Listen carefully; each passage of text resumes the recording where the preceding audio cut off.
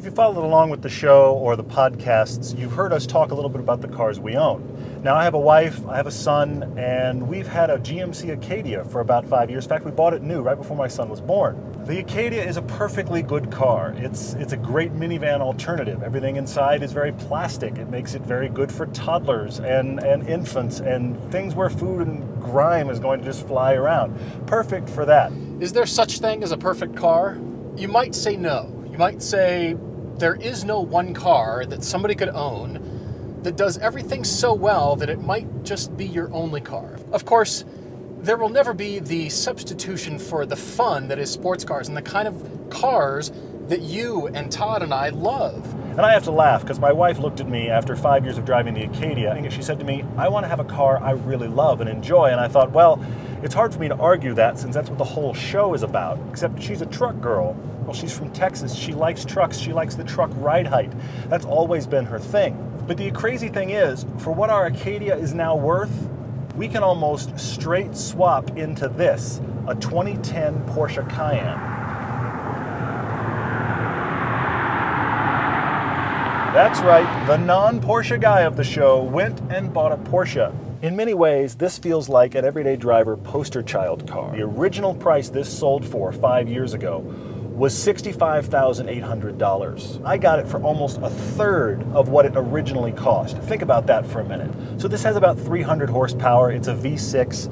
It doesn't have the overly complicated air suspension that you get on the turbo models. This is a base Cayenne. Hopefully it's going to be very reliable. I mean, because it doesn't have all the bells and whistles, there's less that can go wrong. But what's so interesting is every car manufacturer tries to build some variation of the car that does it all. The one car that you could own as a family, as an individual, that will kind of do it all. For the Cayenne, this was a car that was late to the game, late to the SUV or the CUV, however you want to look at this car.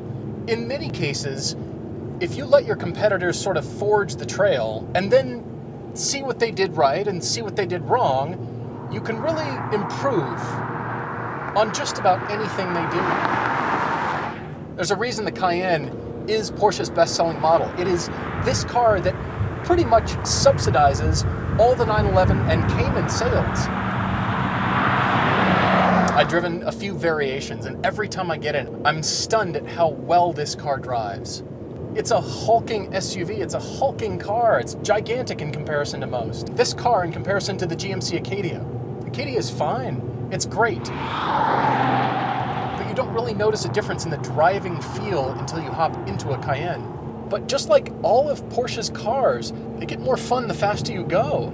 Cayennes are no exception. First corner I turn into in this car, it's actually delightful. It actually reminds you that indeed you're driving a Porsche.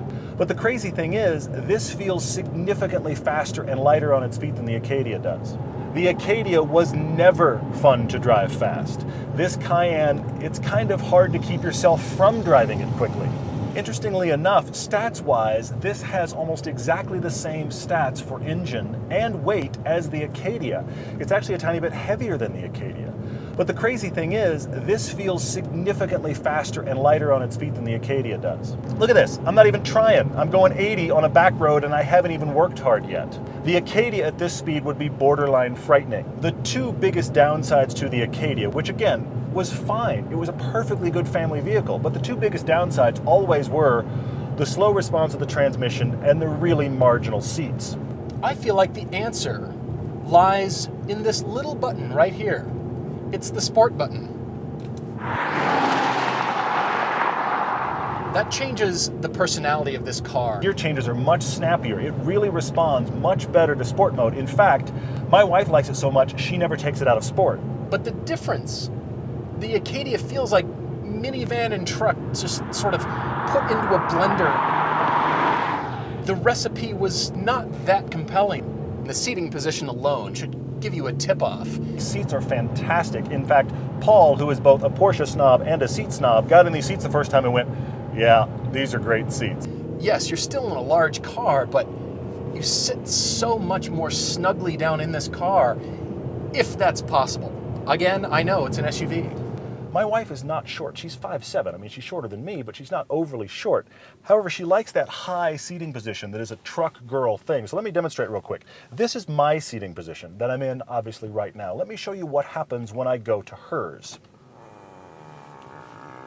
I'm going to hit my head. Okay. See, this is where she drives. Yeah, every time I get in this now, I just go, we own this? This is a great car. And that's a great feeling we want you guys to have as well. So here with this Cayenne, we have the first of a series of long-term videos about this car and others that we'll be adding to the show lineup. We're going to do videos about every quarter on this Cayenne and about other cars that Paul and I own to talk to you guys about what it is like to buy a used performance car and how it works in real life. So, is there a perfect car? Well, no. But a used Cayenne comes pretty close.